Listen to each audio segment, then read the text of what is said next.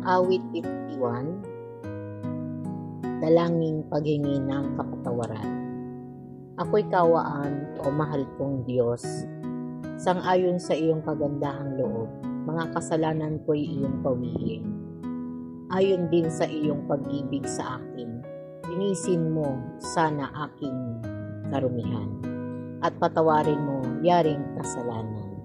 Ang pagsalansang ko ay kilalanin.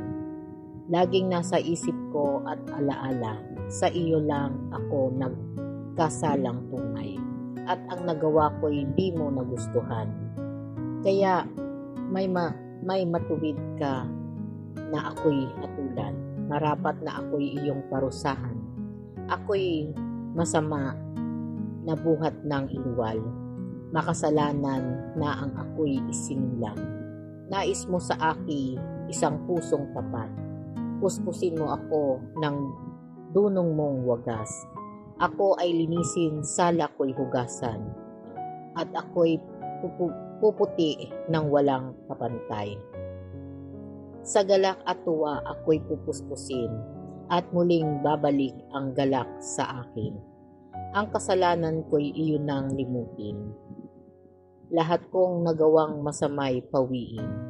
Isang pusong tapat sa akin likhain. Bigyan mo ako, O Diyos, ng bagong damdamin. Sa iyong harapay, huwag akong alisin. Ang Espiritu mo ang paghahariin.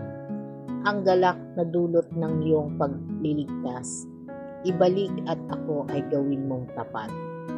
Kung magkagayon na ang aking tuturuan, sa iyo lumapit ang makasalanan. Ingatan mo ako, Diyos kong manunubos, ang pagliligtas mo'y galak kong ibabantog. Turuan mo akong makapagsalita at pupurihin ka sa gitna ng madla. Hindi mo nanais ang mga panghandog, sa haing sinunog di ka nalulugod. Ang handog ko, O Diyos, na karapat-dapat ay ang pakumbabat pusong mapagtapat.